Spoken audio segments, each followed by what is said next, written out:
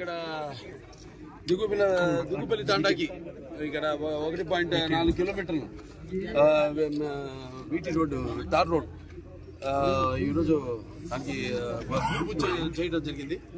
75 లక్షల వ్యయంతో ఈ యొక్క రోడ్ని నిర్మించడం జరుగుతుంది. తెలుగుదేశం ప్రభుత్వం ఎప్పుడు ప్రతి మారుమూల గ్రామాన్ని కూడా కలపాలి అంటే సర్ఫేస్ ట్రాన్స్పోర్టేషన్ అంటారు. సర్ఫేస్ ట్రాన్స్పోర్టేషన్ బాగుంటేనే ఎవరు చేసిన వాళ్ళ ఉత్పత్తులు అయితేనేమి, ఎవరు పండించిన పంటలు అయితేనేమి అవన్నీ కూడా వాళ్ళు తీసుకెళ్లి వాటిని అమ్ముకోవడానికి వీలుగా ఉంటుంది.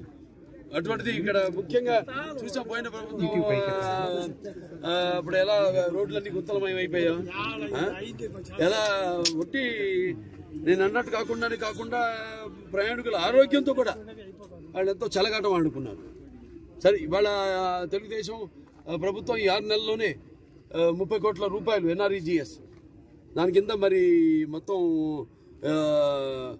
ఒక అంటే ఈ సిసి రోడ్లు అయితేనేమి, బీటీ రోడ్లు అయితేనేమి అన్నీ వేయడం జరుగుతుంది. సుమారుగా 80% పనులన్నీ పూర్తయిపోయినాయి.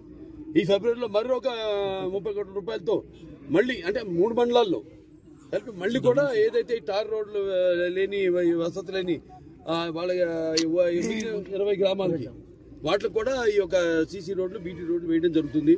అలాగే 10 కోట్ల రూపాయల ఈ యొక్క పంచాయతీ నిధులతో అన్ని గ్రామాల యొక్క అభివృద్ధిని కూడా ఇటువంటి నిర్లక్ష్యానికైనా ఈ యొక్క ఏదైతే రోడ్లు అయితే ఉన్నాయో, ఏవైతే ఎగ్జిస్టింగ్ రోడ్స్ అన్నింటినీ కూడా కాపాడుకోలేని ఏదైతే మనకి విడిచిపెట్టేలారో పోయిన ప్రభుత్వం వాటిలన్నిటికీ మరి ఒక ప్రణాళిక ప్రకారం ఆర్థిక వనరులను సృష్టించుకుని ఇవాళ సృష్టించేదే వీళ్ళకే ఒక దారి లేకుండా చేసి అసలు ఒక్క గొయ్యి కూడా పూడ్చని ఒక పాపానికి పోలేదు.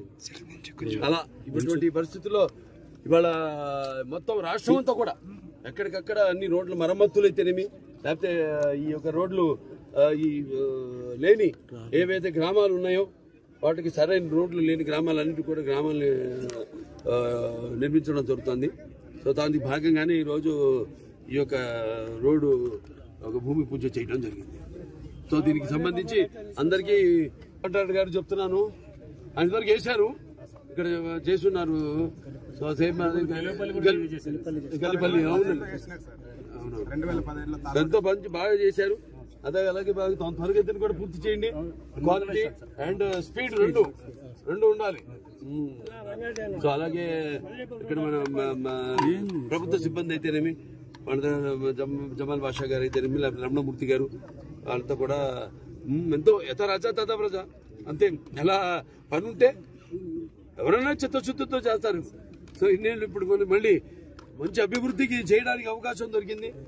మీరు కూడా ఇందులో భాగస్వామి అవడానికి, పాలుపంచుకోవడానికి సదవకాశం మళ్ళీ దొరికింది మీకు. ఏదైతే ఇంతకుముందు నేను మన అధికారంలో ఉన్నప్పుడు చేశానో, అధికారం లేనప్పుడు కూడా ఏవైతే అభివృద్ధి కార్యక్రమాలు చేసే వాటిలన్నింటి కూడా ఈ వాళ్ళ ఎంతో చిత్తశుద్ధితో